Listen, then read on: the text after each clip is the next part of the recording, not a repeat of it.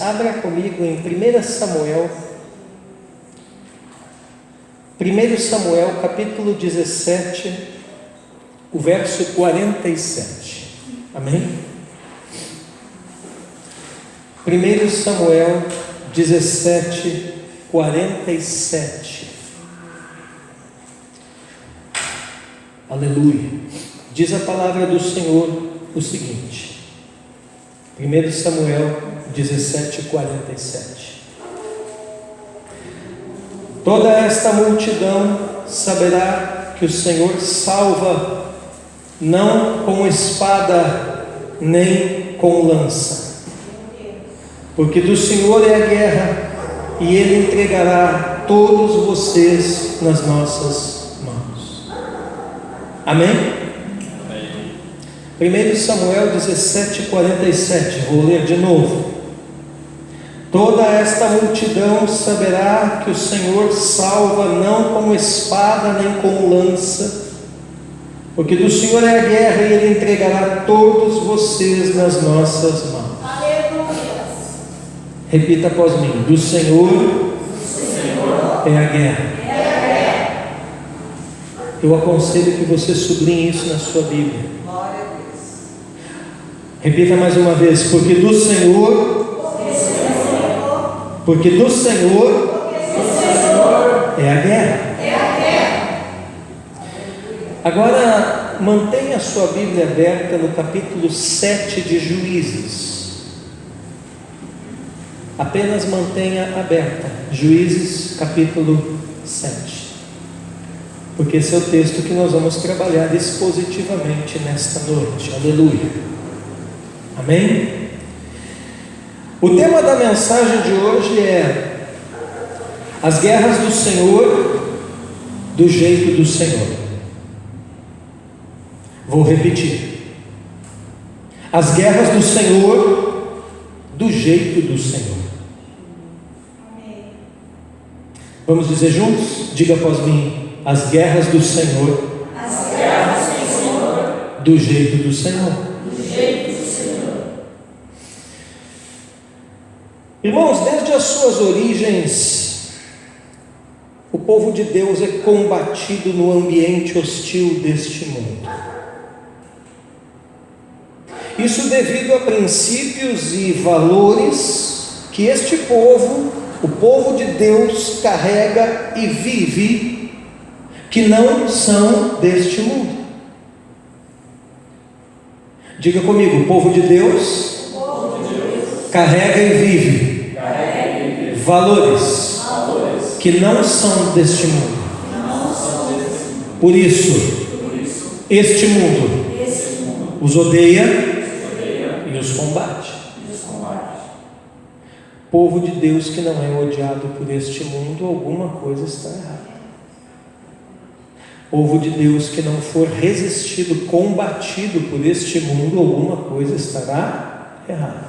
Porque se é povo de Deus, carrega valores e princípios de Deus que este mundo não tolera. Amém? Jesus mesmo alertou os seus de que seria assim, embora estivesse destacando algo que sempre aconteceu. Se você olhar João capítulo 15, verso 19, Jesus diz assim aos seus discípulos: se vocês fossem do mundo, o mundo amaria o que era seu.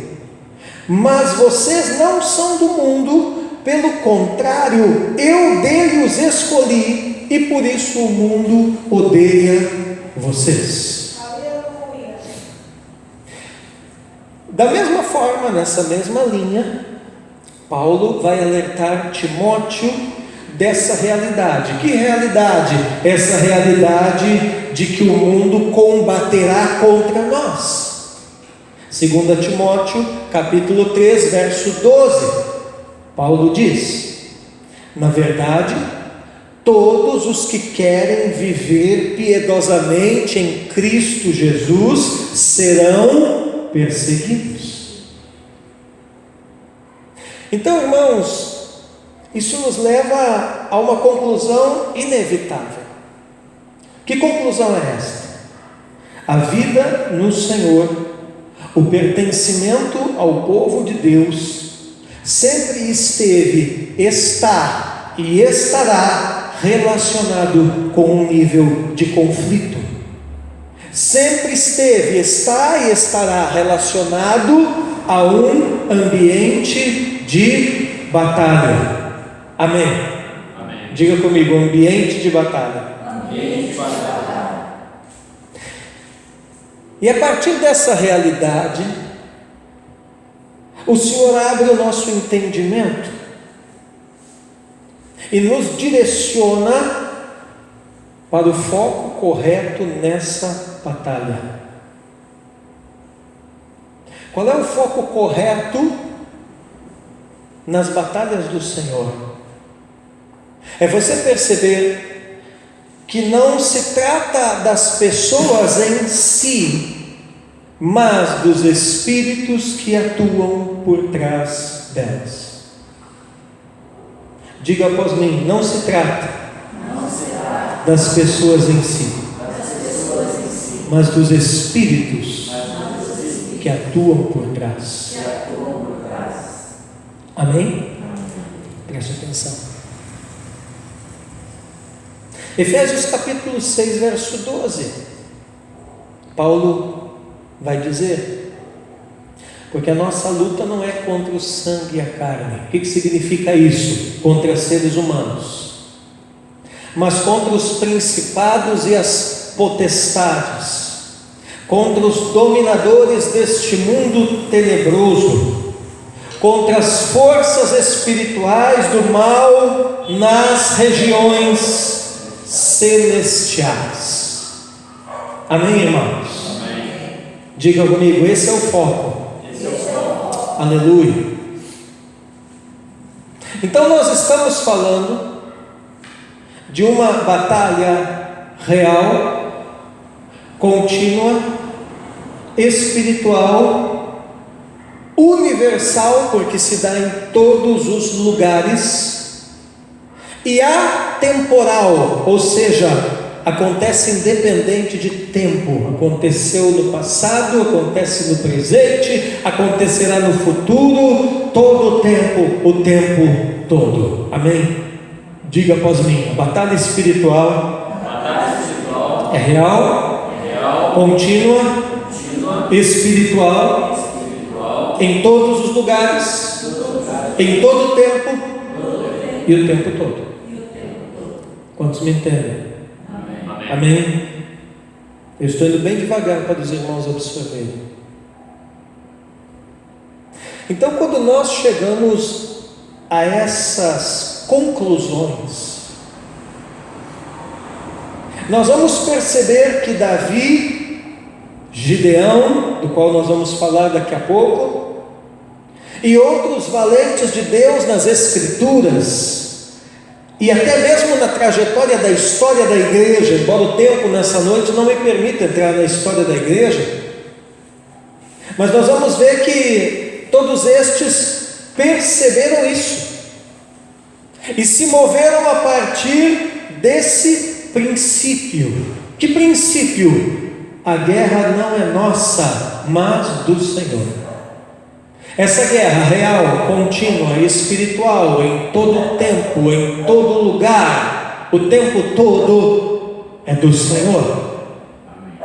É com respeito a isso que Davi estava se referindo em 1 Samuel 17:47, quando ele parte para o ataque contra Golias, o gigante, ao dizer: do Senhor é a guerra. Amém?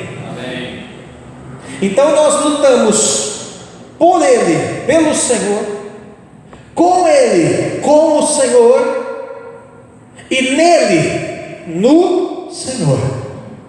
Amém? Amém. Aleluia. Ora, se de fato, irmãos e irmãs, é assim, o segredo para lutar e vencer as guerras do Senhor é lutá-las do jeito do Senhor. Por que muitas vezes a igreja sofre derrotas? Porque não luta do jeito de Deus. Por que muitas vezes você sofreu derrotas? Porque não lutou do jeito de Deus.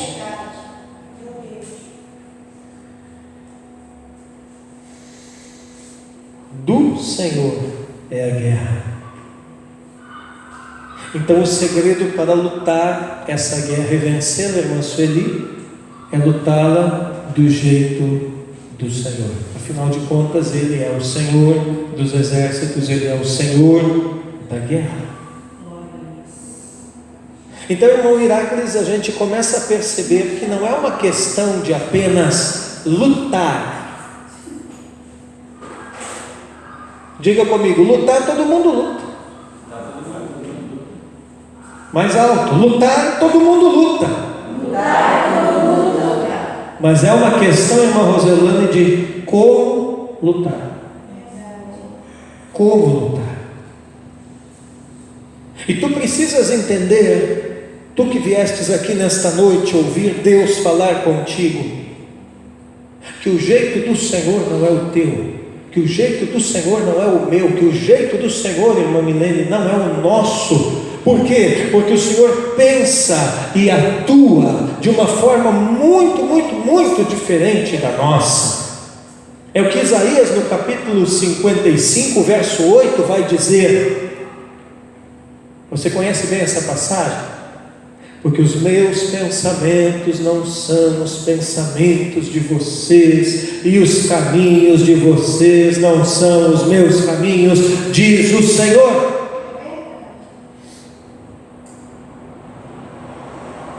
Então, tendo construído esse entendimento na nossa mente, no nosso espírito, é que a partir de agora nós vamos analisar uma das batalhas mais emblemáticas das Escrituras, onde Gideão, o quinto juiz de Israel, com somente 300 homens, venceu o vasto exército midianita, amalequita e dos povos do Oriente. E agora sim, aí com a sua Bíblia aberta, no capítulo 7 do livro de Juízes, eu quero que você olhe para o verso 12. Juízes 7:12 diz a Escritura: os midianitas, os amalequitas e todos os povos do Oriente cobriam o vale como uma nuvem de gafanhotos. Os camelos deles eram uma multidão inumerável como a areia que está na praia do mar. Olha o tamanho deste exército, irmãos. Olha o tamanho deste inimigo, irmãos. E como é que alguém de sã consciência vai encarar um desafio desses, uma luta dessas, uma guerra dessas, com apenas 300 homens? Mas Gideão não só encarou, como a venceu. Por quê? Porque as guerras do Senhor se luta do jeito do Senhor. Aleluia. Aleluia. Então nós vamos começar, Marlene, a olhar alguns entendimentos aqui no capítulo 7 dos Juízes. E o primeiro entendimento que nós devemos destacar aqui, irmãos, é que nas guerras do Senhor, a glória é do Senhor. Aleluia. Tem gente que quer lutar guerras do Senhor e tomar ou trazer a glória para si mesmo. É o caso do rei Saul, quando ficou indignado porque as mulheres em Israel cantavam uma musiquinha dizendo que Saul matou milhares, mas Davi matou 10 milhares. Saul, que já havia perdido a sua unção pelo pecado da desobediência e era então o ex-ungido, não percebia que não era uma questão de Davi ter matado estes ou aqueles milhares, mas sim de Deus ter triunfado sobre os milhares dos inimigos de Israel através do braço de Davi. Aleluia! Então nas guerras do Senhor, a glória é do Senhor. Aleluia. A dependência é nossa, mas a glória é dele. Vou repetir: a dependência é nossa, mas a glória é dele. E isso é exatamente revelado quando aqui no capítulo 7, Deus, de uma forma muito aparentemente estranha, reduz o tamanho do exército de Gideão. E o exército de Gideão é reduzido de 32.000 para 300 homens. Eu não calculei, mas talvez alguém bom em matemática aí pode calcular o percentual mais ou menos de redução que isso dá. É reduzido de 32.000 para 300 homens. E está ali no livro de Juízes, no capítulo 7, verso 2. Olhe na sua Bíblia. O Senhor disse a Gideão: é demais o povo que está com você para eu entregar os midianitas nas suas mãos. Israel, aí aqui o Senhor vai explicar por que é demais. Israel poderia se gloriar contra mim, dizendo: a minha própria mão me livrou. Então por que essa redução estava acontecendo? Para que eles não se gloriassem em si mesmos ao vencerem a guerra, pois o Senhor queria que eles entendessem, assim como quer que a gente entenda nesta noite, que nas guerras do Senhor a glória não é nossa, a glória é dele. A glória é do Senhor.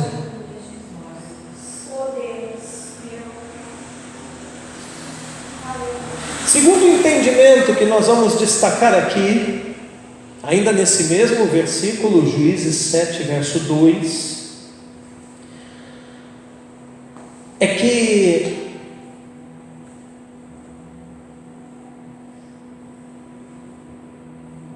Deus não precisa de muita gente para fazer o que Ele deseja. Deus não precisa de muita gente para fazer o que Ele deseja. Ele precisa de gente disponível. Ele precisa de coração quebrantado, humilde e contrito, ao qual a Escritura diz que este o Senhor não desprezará. Na verdade, irmãos, nas guerras do Senhor, gente demais atrapalha.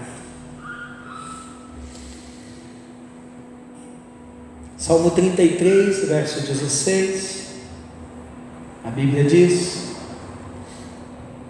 Salmo 33, 16, o rei não se salva com um grande exército, nem o valente se livra devido à sua muita força. Algumas traduções dizem, o rei não se salva com um grande exército.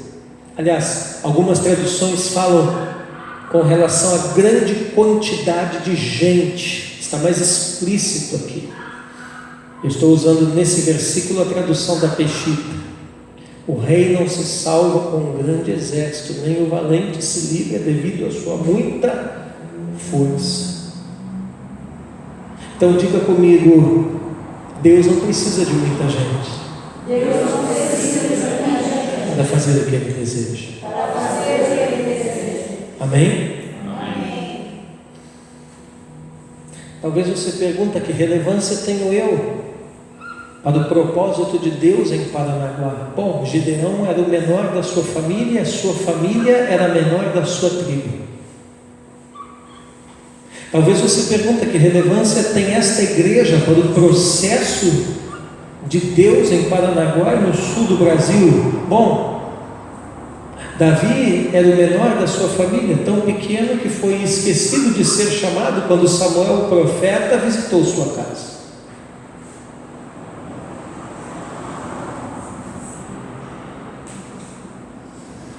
Terceiro entendimento no capítulo 7 do livro de Juízes. Deus tem um tipo de gente que Ele quer lutando na batalha. Olha aqui para mim, as batalhas do Senhor não são para qualquer um.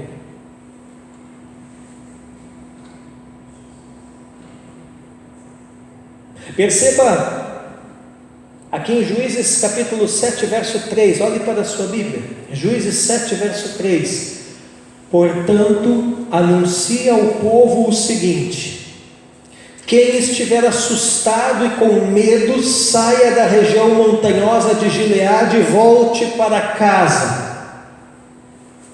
Agora olha o verso 6 e 7 ainda. O número dos que lamberam, levando a mão à boca, foi de 300 homens. Todos os outros se ajoelharam para beber a água. Então o Senhor disse a Gideão: com estes 300 homens que lamberam a água, eu livrarei vocês e entregarei os midianitas nas suas mãos. Diga a todos os outros que voltem para casa. O que esses 3 versículos nos mostram, irmãos, aqui? Que Deus tem um tipo de gente específico para lutar nas suas batalhas. Qual a direção que Deus deu para Gideão? Que os assustados, os medrosos e os distraídos fossem dispensados para voltar para casa.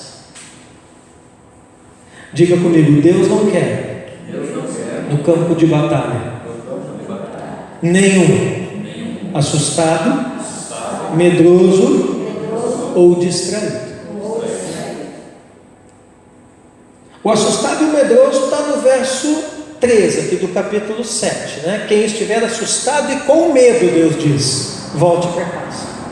E o distraído está ali na prova, quando o Senhor diz assim: leve os que sobraram à beira do riacho e mande tomar água. Quem se jogar de cara na água como o cão, esse está distraído. Por quê? Porque facilmente poderá ser atingido pelo adversário. Mas quem prudentemente se ajoelhar e tomar a água com a mão, olhando, esse você deverá manter e levar para a batalha. E qual foi o número desses? 300.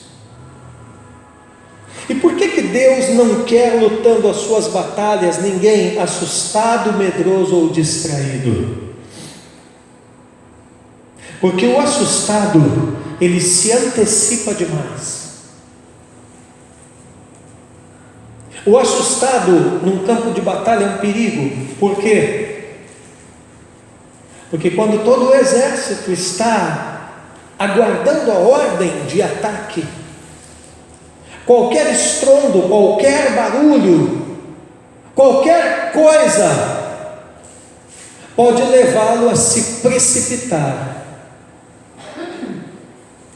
e disparar o seu arco ou atirar a sua lança antes da ordem de batalha. Então o assustado não deve, presta atenção, o assustado não tem lugar nas batalhas de Deus. Amém? Amém. Por que Deus não quer o medroso nas suas batalhas? Porque se o assustado se antecipa, o medroso retrocede e foge. E por que Deus não quer o distraído nas suas batalhas? Porque o distraído, quando é dado uma estratégia, ele não executa, porque o foco dele não está na batalha, mas está em tudo quanto é coisa ao redor. E olha aqui, quando você não luta as guerras do Senhor, do jeito do Senhor, e focado no Senhor, você põe em risco a vida dos outros. Eu conheço muita igreja, muito ministério que se acabou.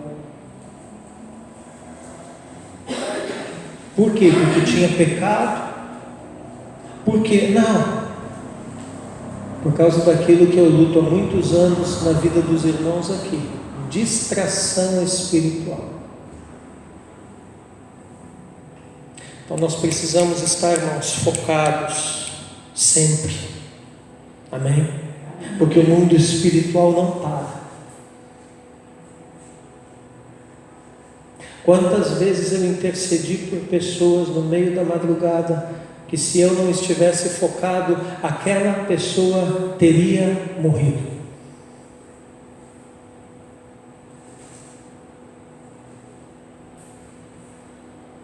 Quarto entendimento no capítulo 7 de Juízes. Nós estamos falando do seguinte tema: as guerras do Senhor, do jeito do Senhor. Amém? Diga mais uma vez: as guerras do Senhor, do jeito do Senhor.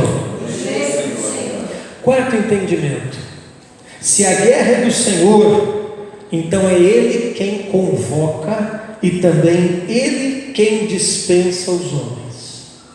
Amém? Amém. Muito cuidado para não entrar em guerras que Deus não te convocou. Muito cuidado para não entrar em guerras que não tem nada a ver com Deus, nada a ver com a igreja. Muito cuidado para não entrar em guerras que Deus não nos chamou. A Bíblia fala de um certo rei de Judá que foi se enfiar, foi se meter numa guerra, que era uma guerra do rei do norte, do rei de Israel, e não tinha nada a ver com ele, e acabou morrendo flechado.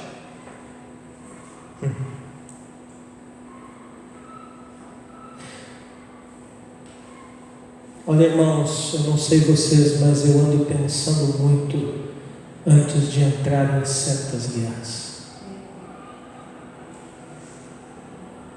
Eu ando pensando muito antes de guerrear por certas pessoas. Ei, não compre guerra que não é tua. Não entre em guerra que não vale a pena. Não desembainhe sua espada se Deus não mandou. Não entre em territórios, em geografias que Deus não está lá, ou que não é para você.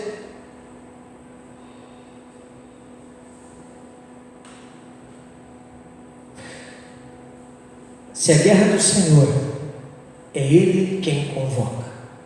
Por outro lado, esteja atento quando Deus convocar. Tem gente que luta tanta guerra dos outros, e guerras que não era para ele estar lutando, que quando chega a guerra que ele deveria estar lutando, ele não tem mais forças, ela não tem mais forças. Por quê? Porque está exaurido. Então olha o capítulo 7 de Juízes, o verso 4, irmãos, olha ali. Então o Senhor disse a Gideão: ainda há povo demais, faça-os descer até as águas, e ali eu os provarei para você. Quem provaria, irmã Milene? O Senhor. Eu os provarei. Aquele de quem eu disser, este irá com você, esse de fato irá com você. Aprenda a andar com quem Deus seleciona para você. Pare de teimar em andar com quem Deus não tem para você.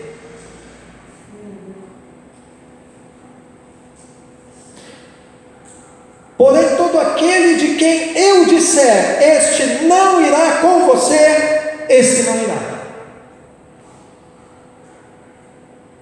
Então, quem é que seleciona, irmãos, nesse ambiente tão hostil de guerra espiritual que nós vivemos o tempo todo?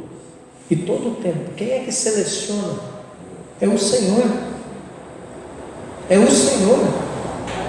Amém? As guerras de Deus, do jeito de Deus. Me entendem? Amém. Quinto entendimento, já indo para o fim dessa mensagem. Nas guerras do Senhor, irmã Joseli, tem gente que é dispensado da batalha, como aqueles 32 mil foram, né? Mas não é dispensado de prover os que estão à frente da batalha. Não é dispensado de prover os que estão lutando. Olha Juízes capítulo 7, verso 8. Os 300 homens pegaram as provisões e as trombetas dos outros. Que outros? Os que tinham ido embora. Gideão mandou todos os homens de Israel, cada um à sua tenda, porém reteve consigo os 300 homens. O arraial dos midianitas estava abaixo dele, no vale. Então não vamos dizer que aqueles que foram dispensados foram inúteis. Não, eles tiveram um papel. Que papel? Disponibilizarem os recursos necessários na logística de Deus para que aqueles 300 vencessem do jeito de Deus a batalha. Tem gente que é chamado para estar à frente. Tem gente que é chamado para ser um provedor de quem está à frente. Aleluia. Sexto entendimento: nas guerras do Senhor, precisamos entender, irmãos, que os movimentos são determinados pelo Senhor e não por nós. Diga comigo, os movimentos, Deus é quem determina, e não nós. Juízes capítulo 7, verso 9 diz assim, olha aí na sua Bíblia: naquela mesma noite o Senhor lhe disse: levante-se e ataque o arraial, porque eu entreguei nas suas mãos. E isso é confirmado pelo Senhor, que garante sua ajuda ao seu povo, de modo que os próprios inimigos falam entre si do triunfo do Senhor. Irmãos, quando nós movimentos determinados pelo Senhor, no tempo do Senhor, o próprio inimigo vai comentar entre si, lá no seu arraial, sobre o triunfo do Senhor. Nós nem começamos a lutar ainda, e o inimigo já saberá que está derrotado. Olha Juízes 7, verso 10 ao 14. Diz assim a Bíblia: se você ainda estiver com medo de atacar, Deus falando para Gideão, né? Desça ao arraial com o seu ajudante Pura no nome do ajudante, e ouça o que eles dizem. Então você ganhará coragem e atacará o arraial. Gideão desceu até a vanguarda do arraial com o seu ajudante Pura. Vanguarda é a parte mais na frente, mais adiantada. Verso 12: os midianitas, os amalequitas e todos os povos do Oriente cobriam o vale como uma nuvem de gafanhotos. Os camelos deles eram como uma multidão inumerável, como a areia que está na praia do mar. Quando Gideão se aproximou, eis que certo homem estava contando um sonho ao seu amigo.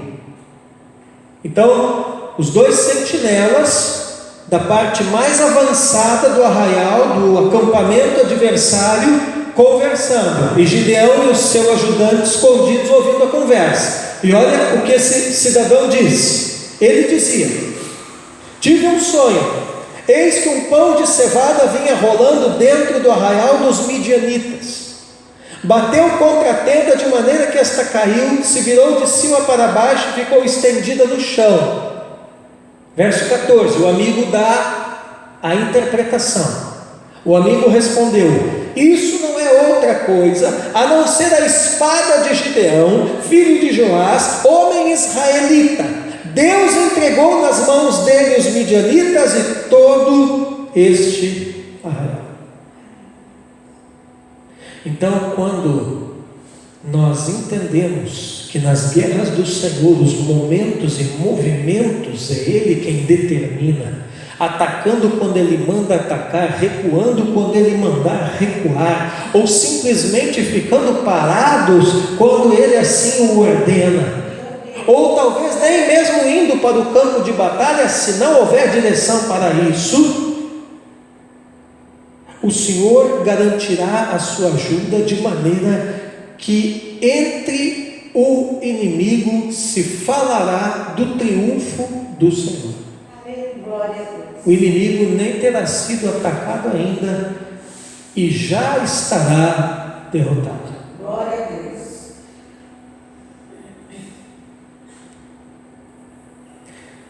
À medida que eu amadureço espiritualmente, irmãos, eu estou percebendo que tem guerras espirituais que nós nem precisamos lutar.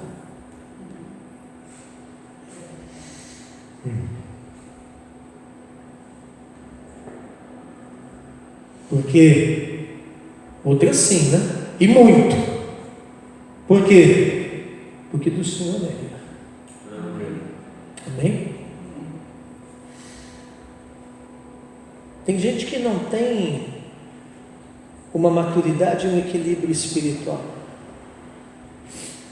E aí ele fica entrando em contextos, em geografias, em combates, em coisas que não é para ele, para ela estar entrando. E depois a consequência vem. E aí, o diabo! Não foi o diabo, foi você mesmo. Que foi se enfiar a lutar uma luta que não era sua, ou que talvez nem fosse para ser lutada. Irmãos, o diabo muitas vezes, ao perceber isso, ele cria algumas cortinas de fumaça no mundo espiritual, e você não pode entrar nessa. E qual é o nome do jogo, pastor? Discernimento. Amém? Amém, aleluia. E o sétimo e último entendimento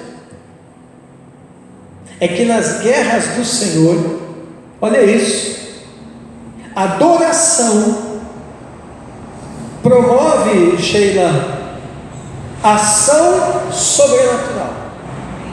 Adoração promove ação sobrenatural.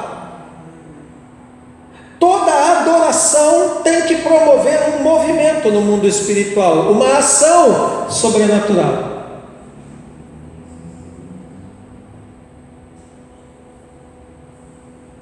Estamos aqui adorando o Senhor, amém, mas adorando, e nada acontece. Adorando, e a gente não muda. Adorando, e as coisas não mudam. Adorando, não, irmão.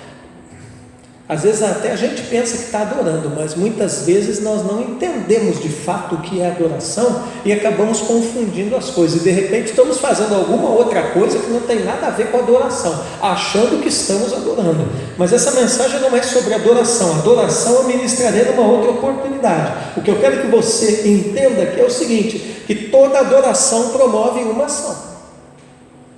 Todo adorador é um agente do mundo espiritual. Amém? E essa ação é uma ação sobrenatural, é uma ação espiritual, a partir de estratégias espirituais. Aleluia! Olha o capítulo 7 aqui de Juízes, nós vamos ler do verso 15 ao verso 22. Juízes 7, 15 ao 22 aqui, diz assim a palavra: quando Gideão ouviu o relato desse sonho e o seu significado, adorou a Deus. Sublinha isso na sua Bíblia. Adorou a Deus. Adorou a Deus. Aleluia. Aí o versículo 15 diz assim: voltou para o arraial de Israel e disse: levantem-se, porque o Senhor entregou o arraial dos midianitas nas mãos de vocês. Então repartiu os 300 homens em 3 companhias e entregou a cada homem uma trombeta e um cântaro vazio com uma tocha dentro dele. E disse-lhe: olhem para mim e façam como eu fizer. Quando eu chegar às imediações do arraial, assim como eu fizer, façam vocês também. Quando eu tocar a trombeta e todos os que comigo estiverem, então vocês também tocarão a sua trombeta ao redor de todo o arraial e dirão: pelo Senhor e por Gideão. Gideão e os 100 homens que estavam com ele chegaram às imediações do arraial por volta da meia-noite, pouco tempo após a troca das guardas. Tocaram as trombetas e quebraram os cântaros que tinham nas mãos. Assim as 3 companhias tocaram as trombetas e despedaçaram os cântaros. Seguravam a tocha na mão esquerda e a trombeta na mão direita e gritavam: uma espada pelo Senhor e por Gideão. E cada um permaneceu no seu lugar ao redor do arraial. Todo o exército dos midianitas começou a correr, a gritar e a fugir. Ao soar das 300 trombetas, o Senhor tornou a espada de um contra o outro, e isto em todo o arraial, que fugiu na direção de Zererá até Bet-sita, até a divisa de Abel-meolá, perto de Tebate. Eu quero destacar, além do verso 15, que você sublinhou ali na sua Bíblia, né, que diz que Gideão, ao ouvir o sonho lá dos sentinelas, adorou a Deus, mas eu quero também destacar o verso de número 20, aonde eles gritam: uma espada pelo Senhor e por Gideão. Sublinhe isso na sua Bíblia: uma espada pelo Senhor e por Gideão. Você percebe? Gideão adora, mas ele vai ao arraial e organiza combate, dentro da estratégia que o Senhor lhe havia revelado. Tem muita gente que está há muitos anos na igreja adorando, mas quando você vai voltar lá para dentro do seu arraial, que é a sua família, a sua casa, a sua geografia, o seu território, e vai encarar de frente o inimigo e organizar o combate que você tem que organizar lá dentro, o Senhor está me falando isso. Tem gente aqui nessa noite que tem níveis de combate que precisam ser enfrentados dentro da sua família. E você só adora, ora, e tem que adorar, tem que orar, está tudo certo, mas o Senhor olha para você, Ele conhece a situação, eu não conheço, mas Ele conhece, e Ele diz o seguinte para você: quando é que você vai agir? Quando é que você vai equipar esse povo com a tocha, com o cântaro, com a trombeta e colocar eles para marchar?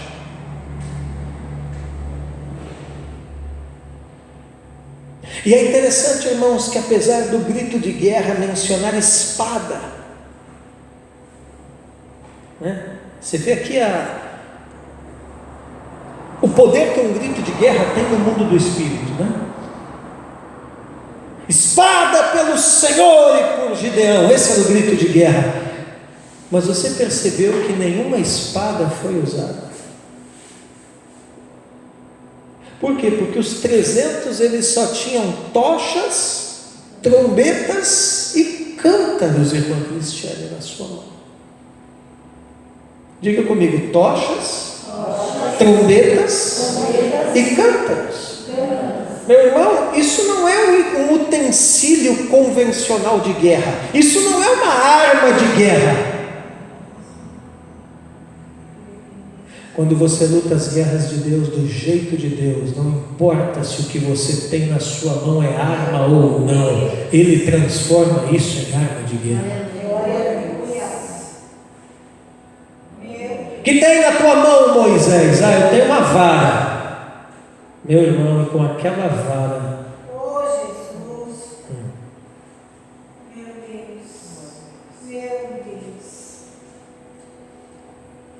O outro tinha uma queixada de jumento. O outro tinha tocha, trombeta e cântaro. O outro tinha uma capa.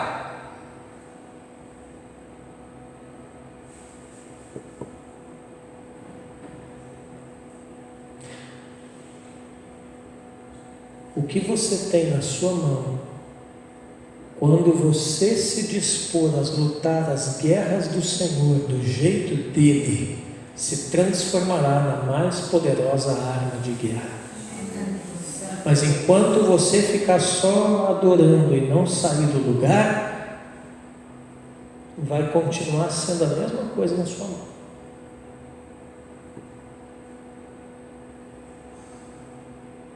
É Deus quem potencializa.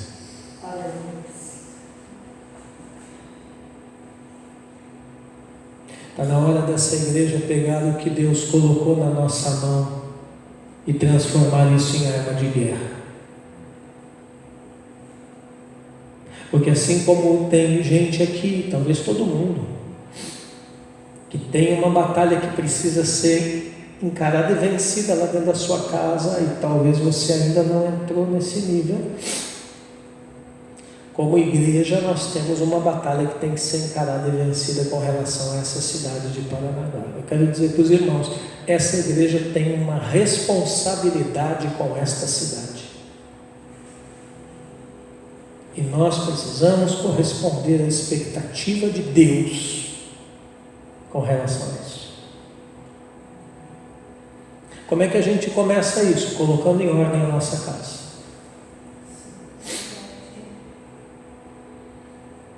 Tem gente que quer vencer guerras espirituais na cidade, mas não botou em ordem nem a casa ainda. Não botou em ordem nem a própria vida interior ainda. Como é que está a sua vida interior? Tem gente que está com a vida interior toda esculhambada, toda bagunçada, tudo fora do lugar, tudo... as prioridades tudo invertida. Irmãos, não podemos ser um povo de prioridades invertidas. Se eu perguntar aqui, todo mundo quer o melhor de Deus na sua vida, sim ou não? Sim. Todo mundo quer que Deus o coloque em primeiro lugar na sua vida, sim ou não? Sim. Eu também. Mas nós precisamos entender que Deus também tem essa expectativa com relação a nós. Então, não vamos nos iludir que vamos dando o nosso pior para Ele. Não vamos nos iludir que Deus vai nos colocar em primeiro lugar, se nós o colocamos em segundo, terceiro ou até mesmo em último. E não é discurso, é atitude. Você vai ouvir Deus falar, Deus está dizendo o seguinte: eu espero de você atitudes que me coloquem de fato em primeiro lugar na sua vida.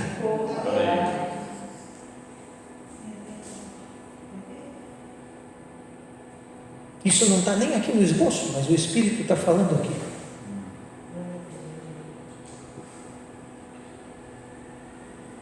Aleluia!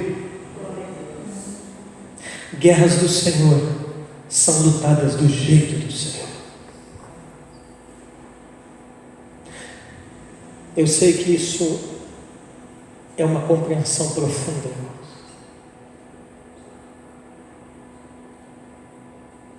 Mas nós aqui já temos, como Ministério de Ensino Profético, ou já devemos ter mentalidade e espiritualidade o suficiente para entender e praticar essas coisas. Eu sei que tem muito pastor que não entende isso aqui. Mas nós estamos em outro nível.